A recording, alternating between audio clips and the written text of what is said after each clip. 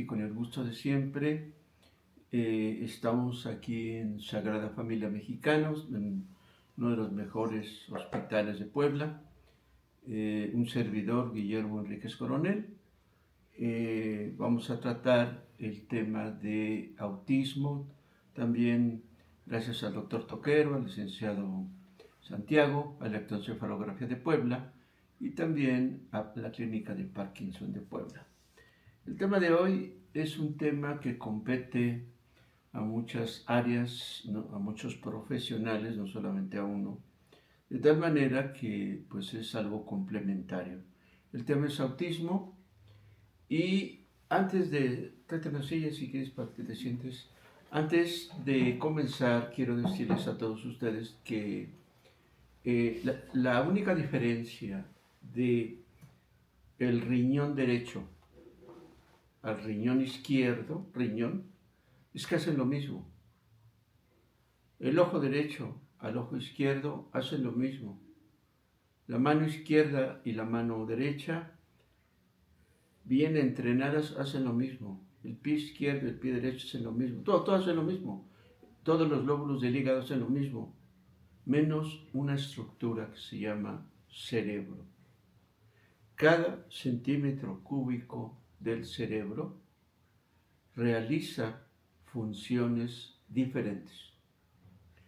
Y debemos de hablar que tenemos dos cerebros, cerebro derecho, cerebro izquierdo, separados por el cuerpo calloso.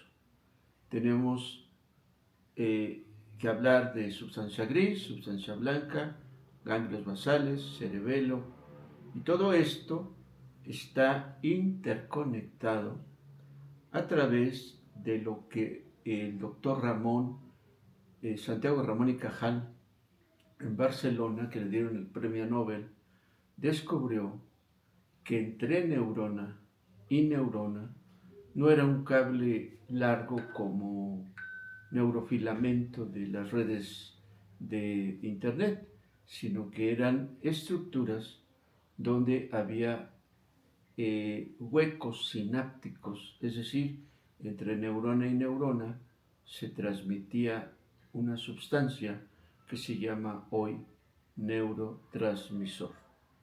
Entonces, para que me entiendan todos ustedes, y eso fue motivo de que un paciente se enojara, yo lo aprendí del doctor Stanley Fan en Nueva York, cuando el doctor Stanley Fan en Aspen, Colorado, que trabajaba, ya se jubiló, pero trabajaba en Nueva York, decía a una paciente, haz de cuenta que tu hardware está bien, pero lo que te falla es el software. O sea, esto es más entendible a que el paciente aprenda la terminología de la neurología. Entonces yo me quedé callado, entonces ya le empecé a explicar puros términos neurológicos que no entendió. Entonces, el único que se afectó fue él. Para que me entiendan todos ustedes, hagan de cuenta que nuestro cerebro es un coche actual híbrido. ¿Qué es híbrido? Manejado por electricidad y manejado por sustancias llamadas gasolina, aceite, líquido de frenos, bla, bla, bla. Entonces, este es el cerebro. Pero resulta que si una computadora como la que estoy atendiendo, que estoy viendo ahorita, tiene miles de fibras, nuestro cerebro tiene billones de conexiones. Y lo más interesante de todo eso, para que ustedes entiendan, es que el niño nace y no nace maduro. Es constante el tiempo que pasa, que va madurando, y aquellas neuronas que se utilizan, pues son las que van a ser útiles. Pero aquellas neuronas que no se utilizan, viene una poda y desaparece esas neuronas. De tal manera que por eso los europeos, un niño europeo aprende 5 idiomas como ir a la escuela común y corriente. Y aquí en México, bueno, pues hasta personas de alta alcurnia, pues ni siquiera saben hablar, y ya no me meto con cuestiones políticas. Pero finalmente tenemos, y lo más importante es esto, trayectos, que ahora se está llamando tractografía. Entonces, algunas patologías, como el que vamos a ver, autismo, tiene que ver con la conectividad, con la conexión, falla de estructuras que van tanto de la corteza hacia el cerebelo, tallo cerebral, etc. Es como si ustedes compraran una computadora y la computadora pues tiene una falla en la audición, una falla en la música, una falla en el sonido, una falla en la luz, una falla. Ese es lo que es el autismo. Y vamos a ver eh, causas, vamos a ver síntomas, vamos a ver si existe algún tratamiento. Ustedes pueden ver que acá tenemos un cerebro cortado a la mitad, cerebro derecho. La parte media se llama el cuerpo calloso, que une al cerebro derecho del cerebro izquierdo. Y acá lo más importante es que todos ustedes sepan que el cerebro tenemos siempre una parte dominante. Domina frecuentemente, tenemos el hemisferio dominante, el primero, y luego le sigue el no dominante, que es el derecho frecuentemente. En los zurdos es imposible saberlo hasta que se hace la prueba de WADA.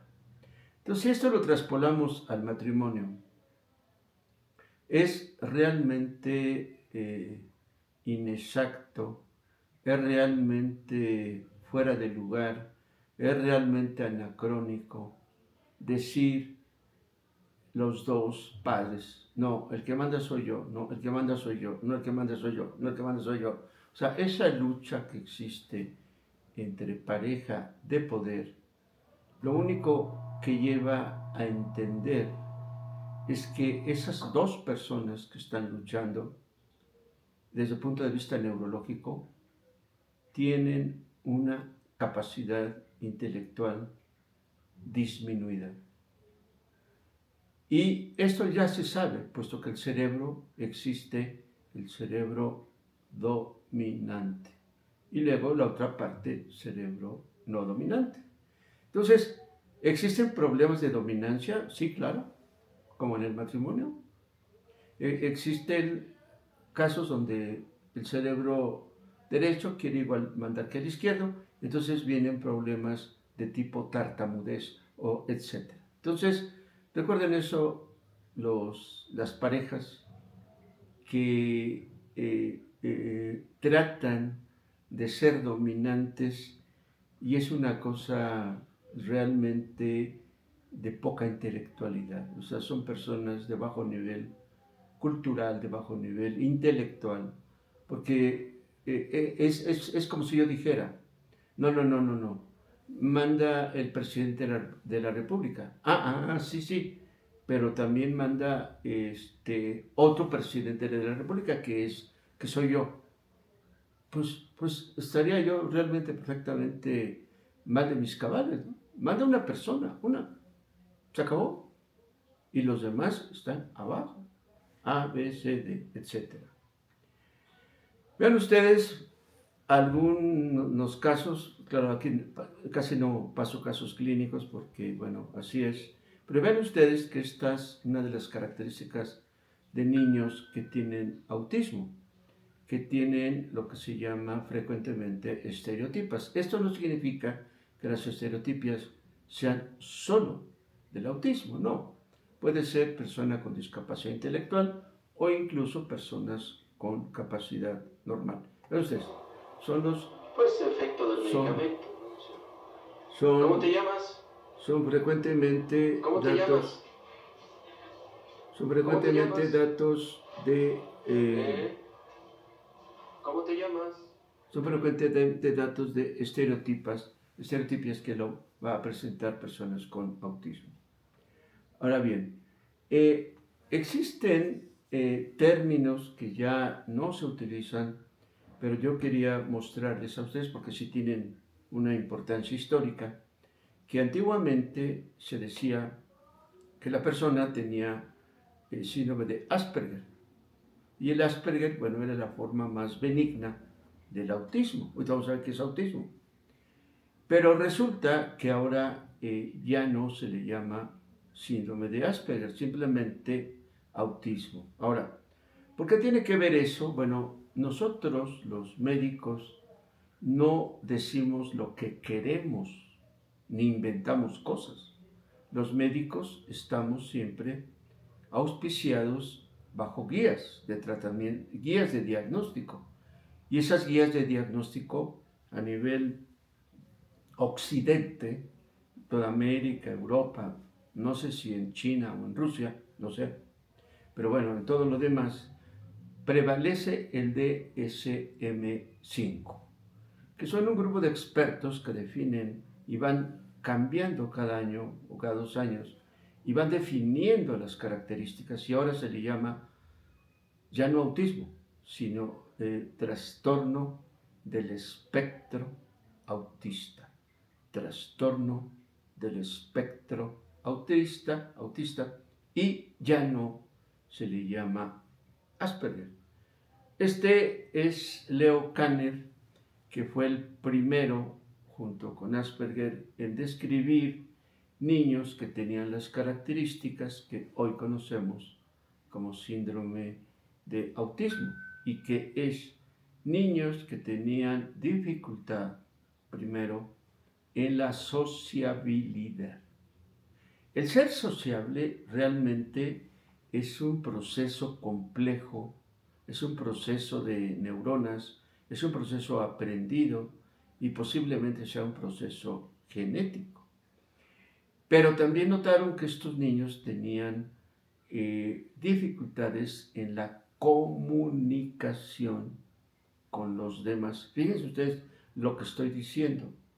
Comunicación. No estoy diciendo habla. Digo, parte de la comunicación es el habla, como yo estoy ahorita hablando con ustedes. Pero recuerden ustedes que tenemos un lenguaje no hablado. Y para eso, bueno, está Charles Chaplin. Cuando le preguntó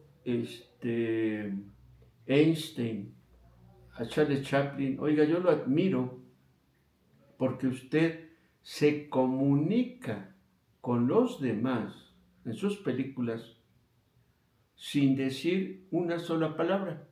Entonces ya ven, comunicación sin palabras.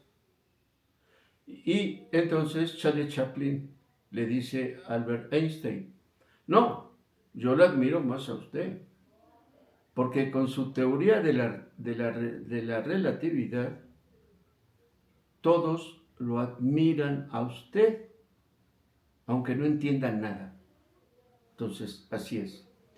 Y aquí vemos a Hans Asperger, que fue criticado altamente porque en neurología ya están quitando términos que fueron avalados, porque se sabe que Hans Asperger estuvo conectado con el nazismo obviamente alemán, y que también estuvo implicado en la eutanasia de niños.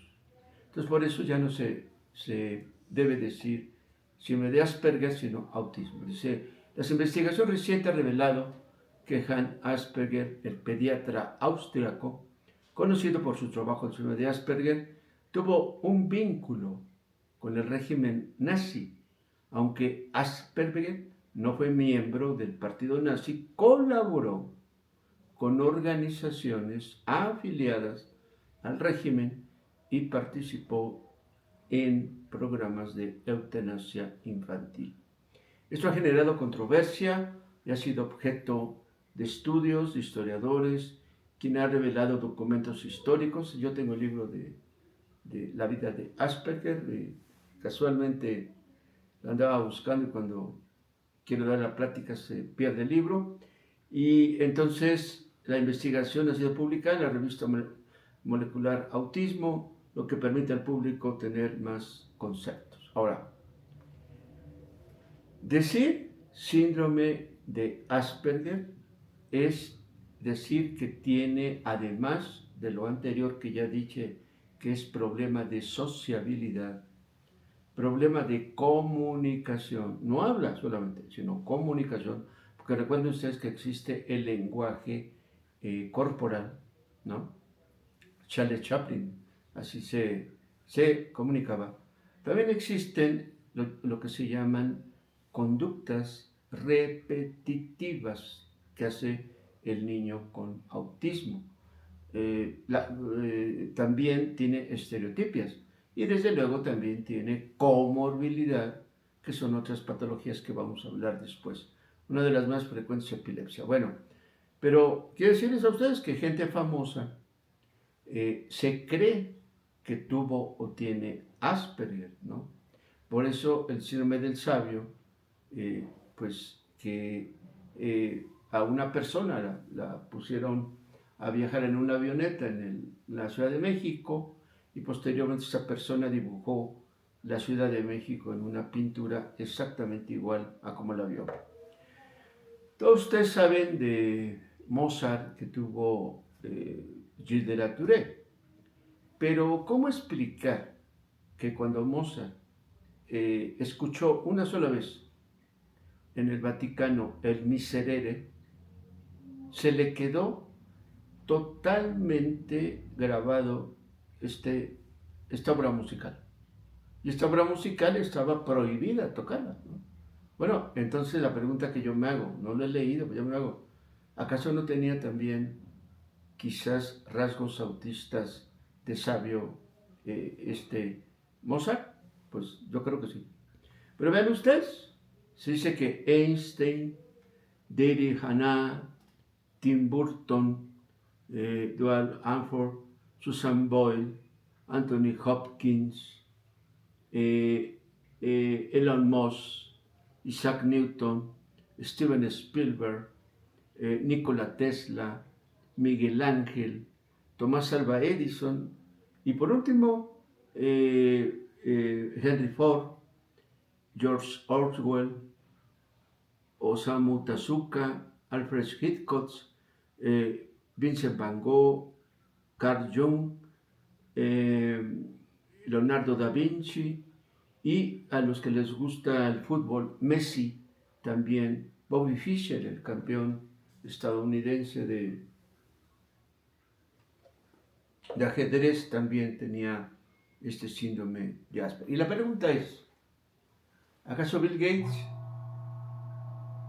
tiene Asperger? ¿Tiene autismo? Bueno, no se dice exactamente que sí lo tenga o no lo tenga, pero por ahí hay publicaciones en donde se sostiene, la hija de él dice que su padre, o sea, Bill Gates, sí tiene cierto grado de autismo, pero desde luego, obviamente, es un genio, ¿no? Existen, ya me voy a basar, y perdón por el idioma inglés, existen miles de información de autismo. Obviamente yo soy neurólogo y me baso en las revistas de neurología, ¿no? Pero vean ustedes, en 1943, Leo Kanner describe niños con daño en la interacción social y la presencia de movimientos repetitivos estereotípicos de este tipo, ¿no? El término de autismo no fue dado por Asperger ni por Leo Kanner, sino fue dado por otro autor, Bleuer, en 1900. Solamente que Bleuer creía que el autismo era igual que la esquizofrenia. Y hoy sabemos que no es lo mismo, ¿no? Entonces, finalmente, Asperger y Kanner hacen esta descripción. Acá también la diferencia con el TDA. Entonces, nosotros nos basamos en los artículos, nosotros nos basamos en cuestiones que han salido en el DSM-5 y realmente dice, ¿existe más Asperger hoy que antes? La respuesta es sí. ¿Y cuál es la causa? Pues posiblemente sea porque el médico ya sabe más diagnosticar síndrome de Asperger que anteriormente pensaban que era un niño con discapacidad, era un niño con epilepsia, era un niño que tenía algunas otras características. Entonces ahora ya existe más conocimiento de lo que es el autismo. Vean ustedes, en 1900 se describía descripciones anterior a 1900, descripciones donde describían literalmente que eran genios, los niños autistas eran genios, excéntricos, así decían, genios excéntricos. En 1910 se cree que el autismo es parte de la esquizofrenia. En el 40 ya existen que se piensa que son psicóticos y en el 43 es donde Kanner describe que no, que es un trastorno en donde existen estas tres características. Luego Asperger en el 44 da algunos datos y posteriormente han estado cambiando y sobre todo ahora que existe la resonancia magnética y sobre todo ahora que existe la tractografía. Ahora con la tractografía y la resonancia magnética, bueno, pues ya se puede ver todo esto que es nuevo. Antiguamente y todavía hoy, yo les digo, nos basamos nosotros, los neurólogos, en lo que dice el DSM-5. Entonces todos debemos de leer lo que dice el DSM-5 acerca de las características de este síndrome, como es lo que estoy yo haciendo.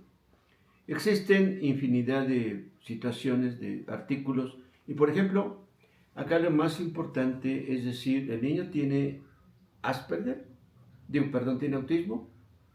Recuerden ustedes, el autismo no se puede diagnosticar hasta que el niño cumpla 3 años. Anteriormente a los 3 años, no podemos decir que el niño tenga autismo. Podemos decir que tiene posiblemente rasgos autistas, pero de ninguna manera podemos decir si tiene autismo antes de los 3 años. Acá lo interesante es que el neurólogo se enfrenta no solamente a un niño con autismo y la familia con muchas dudas, sino que el neurólogo tiene que decirle al familiar que frecuentemente en el autismo existe comorbilidad. Y es precisamente la comorbilidad la que va a determinar la funcionalidad de este niño con autismo. Si por ejemplo este niño tiene autismo con epilepsia, que lo presenta un porcentaje importante, si este niño incluye agresividad, tiene estereotipias, tiene dispraxia, tiene TDA, tiene deterioro cognitivo, la mayoría de niños con autismo van a presentar insomnio, ¿sí? Y también datos anormales en el electroencefalograma y ya también datos anormales a nivel de la resonancia magnética. Entonces, a veces el niño tiene apraxias, la función ejecutiva está anormal y esto es dado por el psicólogo, ¿no? Que lo evalúa y a veces la graduación es mucho menor. Aparte de la epilepsia y la discapacidad intelectual, el niño puede tener un síndrome atáxico. ¿A qué llamamos síndrome atáxico? cuando el niño tiene dificultades para caminar, se va de lado, no tiene coordinación en sus extremidades y además para hablar también tiene cierta incoordinación en el tronco, etc. Entonces, este niño, además de epilepsia, puede tener o tiene frecuentemente ataxia de la marcha. Trastornos del sueño. La mayoría de niños con Asperger, con autismo, tienen trastornos del sueño, no pueden dormir. Entonces, no es que tengan mucho sueño, sino que no pueden dormir. Entonces, es ahí cuando el médico participa ayudando, dando medicamentos que le produzcan cierto sueño. Y todavía más, si se asocia con un síndrome de hiperactividad y déficit de atención, se trata diferente si tuviera solamente autismo. El síndrome con déficit de atención, con o sin hiperactividad, requiere medicamentos especiales para disminuir y mejorar esta función en donde en el futuro posiblemente esta persona sea completamente normal.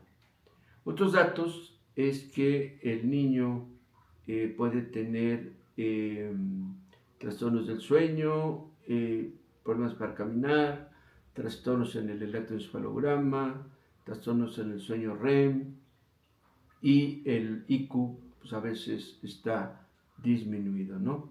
Entonces, frecuentemente no es solamente eso, sino que el niño tiene que tomar medicamentos antiepilépticos y en ese aspecto es algo muy interesante que se ha asociado con ciertos factores para presentar esas crisis convulsivas. Se ha asociado al cromosoma frágil, ¿no? Y además ha tenido ciertos factores, como por ejemplo autismo y facomatosis, como sería esclerosis tuberosa. Pero ¿quién diagnostica esclerosis tuberosa? El que puede diagnosticar esclerosis tuberosa pues es el neurólogo y el dermatólogo, frecuentemente, ¿no?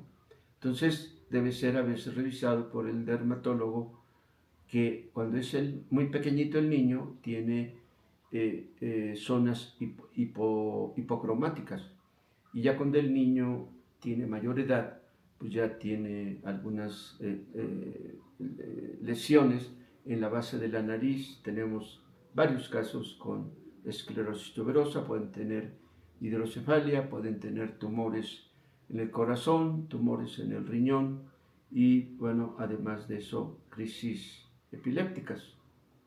¿Qué es lo que pasa en sí en el Asperger? Yo les ponía el ejemplo en el autismo, perdón. Yo les ponía el ejemplo de una computadora. Dice, existen anormalidades en la estructura sináptica. O sea, las conexiones cerebrales del niño con autismo son diferentes a un niño que no tiene autismo, ¿no? Y estas lesiones son falta de maduración y las dendritas son dañadas, y sobre todo esto produce un deterioro cognitivo, ¿no? Y esto se ha asociado al cromosoma frágil, a la falta del FMPR y algunos otros genes que participan en la liberación de neurotransmisores. Una de las diapositivas que era al último y se me adelantó fue que el Asperger, el autismo, no se cura como la mayoría de las enfermedades y debe ser tratado por un grupo multidisciplinario comandado siempre por el neurólogo, luego el psicólogo, el rehabilitólogo, la encargada de la terapia ocupacional en estos casos, y sobre todo los padres que entiendan que cada niño con Asperger, con autismo, es diferente a otro niño con autismo. O sea, no todos son iguales. Y deben de buscar aquellas capacidades que sí pueden ser útiles en ese niño y que a lo mejor esas capacidades son incrementadas. Ya Ya les decía yo el caso a Mozart. Yo no le he leído en ningún lado. Lo que sí sé de Mozart, que tuvo de la Touré, pero yo digo, bueno, ¿en qué situación se le queda a la primera grabarse toda una obra? En qué situación? O sea, ¿qué persona puede hacerlo? A una persona que tenga rasgos autistas, ¿no? Y es común encontrar TDA con autismo, ¿no? Entonces, la terapia es básicamente medicamentos para que esté tranquilo, para que duerma y, sobre todo, la terapia educacional. El medio ambiente son personas muy hipersensibles a los ruidos, a los estímulos y deben ellos pues saber hacer algo, sobre todo si tiene síndrome de Savant, que es el genio, pues desarrollarán algunas actividades mucho mejor que otras personas, ¿no? Entonces, es la terapia que la hace el psicólogo la que va a moderar y va a seguir, y los medicamentos antiepilépticos y para que esté tranquilo y pueda dormir es la ayuda del neurólogo. Lo que hace el neurólogo es el diagnóstico, eso sí lo hacemos nosotros, y tratamiento de las comorbilidades, agresividad, insomnio, que esté tranquilo, que no esté deprimido, epilepsia, en fin, todo esto, pero la terapia es conductual. Entonces, dentro de la fisiopatología, existe la hipótesis de que existen variantes en unos genes CBN en el 10% de los pacientes. Tal CBN incluye contactina asociada a proteína 2 y luego vienen unos nombres muy raros de cuestiones genéticas y el punto neuroanatómico son que presentan frecuentemente epilepsia y presentan trastornos de desconexión y el electroencefalograma en estos casos es anormal. Sin embargo, puede haber niños con crisis, espasmos infantiles y trastornos del neurodesarrollo. ¿Cuáles son los defectos neurales? Existe la hipótesis aberrante neural y básicamente son localizados en el cerebelo. Se ve que conexiones de la neocorteza, ganglios basales al cerebelo, se han encontrado que existen poblaciones disminuidas en el cerebelo de pacientes con este síndrome de autismo. En las más importantes de neuroimagen muestran lesiones de la corteza motora, premotora, sustancia blanca cortical y pobre realización en las funciones comparados con los niños control o con déficit de atención, falla o cambios en resonancia magnética y ustedes pueden ver todos los estudios que se han hecho y que han sido mucho mayores y acá en estos estudios de resonancia magnética en niños con autismo pues se logra decir que estructuras en resonancia magnética provee evidencia de la hipótesis que existe una atípica red cerebral social en ese tipo de situaciones. Esto es, nosotros nos conducimos en nuestra sociedad como nos han aprendido o nos han condicionado, que son dos cosas diferentes, nos han educado o nos han condicionado las reglas sociales a que lo hagamos. Y la pregunta es, ¿esto está bien o está mal? Como yo le decía a un psiquiatra, a ver, si los que estamos reunidos en este auditorio, ahorita, estamos 99 viendo el teléfono celular, pues es un contexto social normal, porque somos la mayoría. Y si hay uno que no tenga teléfono celular, entonces él es el anormal. O sea, él es el enfermo. O sea, es muy difícil contestar esto. porque esto habla de la interacción social. Si nosotros nos transportáramos a una isla en el Pacífico, en donde se descubrió la enfermedad del Kuru, veríamos que las reglas sociales son que cuando el padre muere, entonces el hijo se tiene que comer el cerebro del padre. Y entonces así es como se transmitía la enfermedad del Kuru. Hoy, gracias a Carton Gadiusek, demostró que ahí había en ese cerebro partículas priones que son las que transmitían la enfermedad. Bueno, pero finalmente era una práctica social. Y cada grupo, cada etnia tiene un contexto social totalmente diferente. Pero no vamos lejos.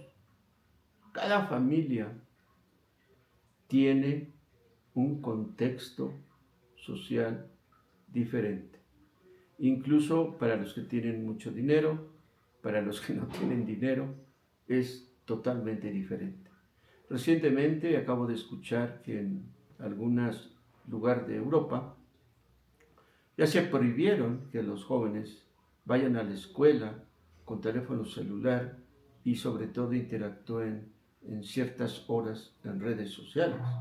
Ahora, el tema red social es otro contexto educacional que también está interviniendo mucho, ya sea en algo no necesariamente positivo, sino a veces en algo negativo. Y todavía nos quedamos cortos. Falta la inteligencia emocional. Entonces, seguramente van a haber muchos cambios éticos, biológicos, sociales.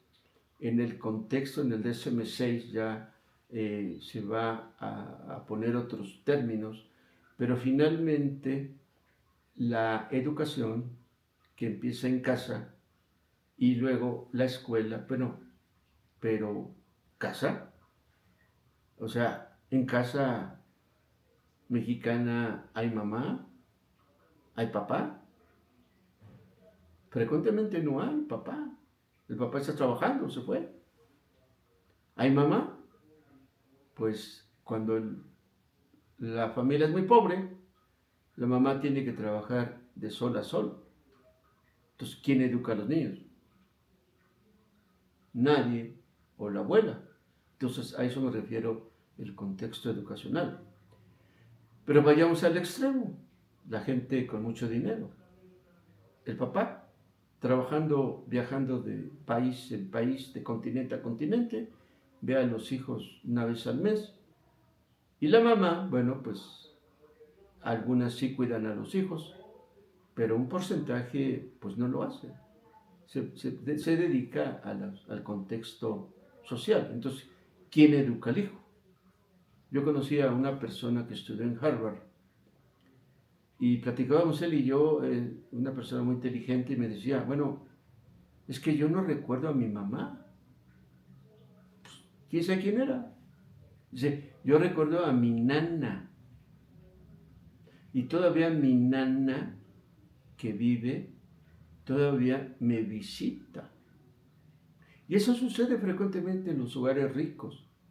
Es la señora que hace el aseo la que educa al niño, porque la mamá está en cuestiones sociales, sociales, sociales y sociales y sociales y sociales. De canasta, que van a apostar, que van a bailar, que van a fiestas, que van con la familia tal, que van... ¿Y los hijos qué? Por eso recuerden ustedes que hace unos meses, unas semanas, uno de los famosos cineastas en Hollywood, con su esposa, pues, bastante guapa, los dos fueron asesinados por su hijo de 21 años. ¿Por qué? Pues porque el hijo se ingería droga y finalmente pues hubo una disputa. Entonces lo que quiero dar a entender es que esa educación en donde la interacción social realmente para los que no tienen autismo. O sea, no tienen autismo. Es una regla, están bajo la disciplina social adecuada. ¿En México? ¿Es una pregunta? Pues yo tengo muchas dudas. O sea, ese niño, vuelvo a repetir, no tiene padre. Se fue, los dejó, los abandonó. La madre a veces también abandona. Tenemos casos, también abandona. O la madre está trabajando, o como pasó en el libro de esta periodista que habla de un señor narcotraficante donde la, la, la abuela le mete cizaña a la nieta contra la madre, contra su hija, de esta abuela. Entonces se arma un merequetengue y entonces nuevamente volvemos a lo mismo. Y los que no tienen autismo, esas reglas sociales son adecuadas. En México, pues yo disto de decir que sí. Entonces, existen, es un trastorno básicamente del neurodesarrollo. Hay dificultades en la percepción, en la facies. Se dice que un niño, cuando la madre le dice así, abre los brazos, le dice al niño pequeño, ven conmigo, y si el niño no va, es un dato que tiene este autismo, ¿no? Entonces, ahora existen pues muchas pruebas de resonancia magnética y donde se evidencian cambios a nivel estructurales, sobre todo sustancia gris, sustancia blanca. Hay disminución del grupo de neuronas entre conexiones entre el giro fusiforme, la amígdala, el sistema límbico, el lóbulo frontal, el cerebelo, y todo esto pues participa en el contexto de la conducta. Es decir, la conducta mía, la conducta de ustedes, la conducta de cualquier persona, enferma o no enferma, depende del sistema límbico. La pregunta es, los que no tienen autismo, ¿este sistema límbico está normal? Pues quién sabe, porque hace 2 años en la ciudad de Denver, Colorado, estaba yo hasta adelante del auditorio de las sesiones plenarias de la American Academy of Neurology y el doctor Mark Hallett, que era bastante buen neurólogo y amable, acaba de morir hace un mes, 2 meses, comentaba que en la falta de un restablecimiento de la ecuanimidad en mujeres, sobre todo, era porque tenían dañada la amígdala y no tienen autismo. Entonces, la respuesta es la conducta humana depende de la integridad sana del sistema límbico. La respuesta es sí. Luego entonces, los juristas o abogados o licenciados, ¿saben esto? Respuesta, no. De tal manera que yo sugeriría que si una persona quiere ser juez, primero tiene que estudiar medicina y luego tiene que estudiar leyes para entender cómo actúa la conducta en el ser humano y no simplemente hacer reglas por hacerlas, porque cualquier persona con discapacidad severa puede hacer una regla. Y de hecho, bueno, las reglas han cambiado continuamente. Por ejemplo, la esclavitud era normal en 1800 y tantos, en Estados Unidos, era normal. La trata de blancas era normal, o sea, que si uno afectaba a una blanca era malo, pero si uno afectaba a una negra, estaba bien. El apartheid pues el apartheid, gracias a Nelson Mandela, se tuvo que quitar en África, donde los propios africanos no se les permitía entrar a su tierra gracias a la participación de países invasores, que todos sabemos cuáles son: Inglaterra, eh, Francia, Bélgica, en fin, en su propio país, ¿no? Igual sucede pues, aquí en México. Entonces, realmente el sistema límbico está bien en las personas que hacen algún delito. Pues yo diría que está mal ese sistema límbico. Es un sistema de neurotransmisores.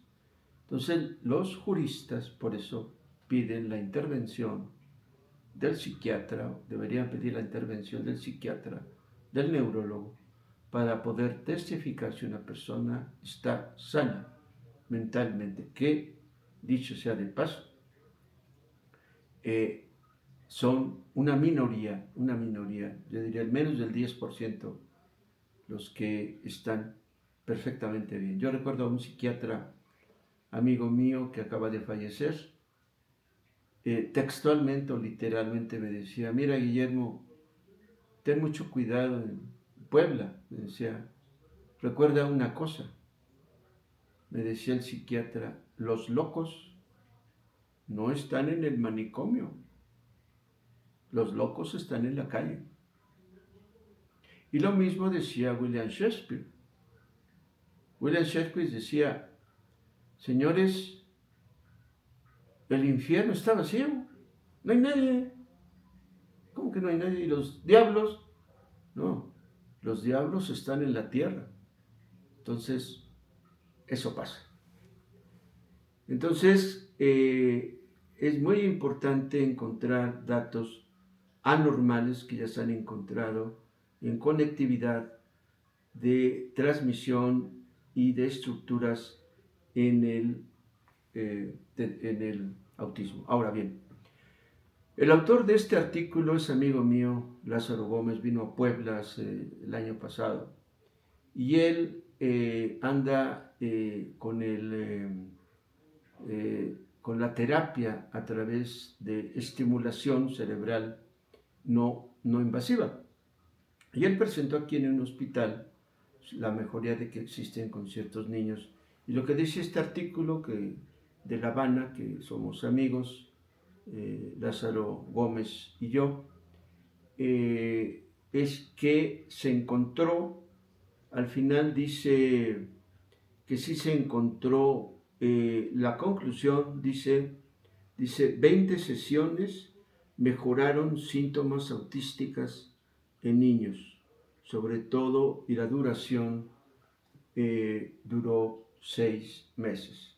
Es un artículo cubano y el mérito es que, siendo Cuba una isla tan pequeña, tan agredida y con tan pocas cosas, todavía tiene médicos investigadores que publican.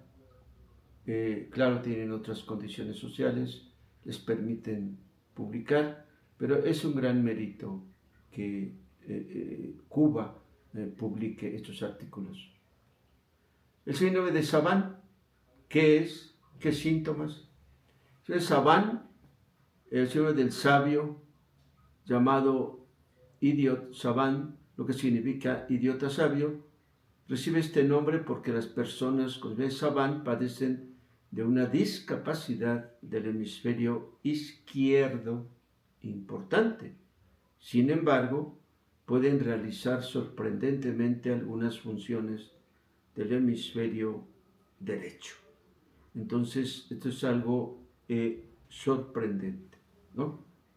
Y pues es lo que yo, faltando 10 minutos, les quería decir de este síndrome, de esta situación, de este trastorno autismo, en donde cualquier persona, ahora se sabe que madres que tienen epilepsia y que se embarazan, obviamente las embarazan, y que están tomando valproato, y que están tomando topiramato tienen posiblemente un riesgo de tener este trastorno.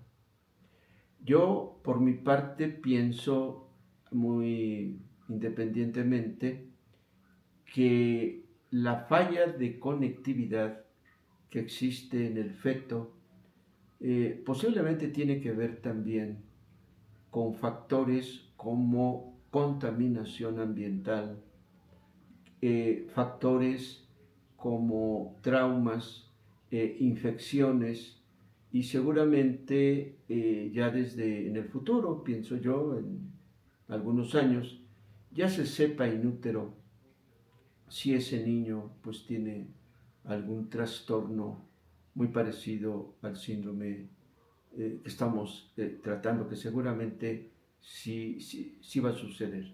Actualmente gran parte de las enfermedades crónico-degenerativas en el adulto joven, adulto mayor, se deben a una intoxicación del medio ambiente, al smog, que tienen partículas de titanio. Esas partículas de titanio van dañando al cerebro y van produciendo cambios compatibles con la enfermedad de Alzheimer y Parkinson. Y también pesticidas que son ingeridos en alimentos que todos ingerimos y sobre todo la leche. Ahora se sabe que es un factor para producir Parkinson, porque la leche, bueno, procede la de vaca, a eso me refiero. Estos animales tienen que comer pastura y la pastura pues está con pesticidas. Entonces, esto es lo que yo quería decirles. Queremos invitarlos todos los días, último sábado de cada mes, mañana, tenemos aquí en Sagrada Familia Mexicana otro curso más de exploración neurológica de 9 de la mañana a 3 de la tarde, cuota de recuperación 250 pesos y se les brinda bocadillos, café y vamos a hablar sobre todo la exploración neurológica. Yo les agradezco su atención y esperemos vernos el próximo viernes con algún tema interesante para todos ustedes. Perdón por las pláticas, por las diapositivas en inglés, pero bueno, finalmente así es como se escribe ahora la ciencia, ¿no?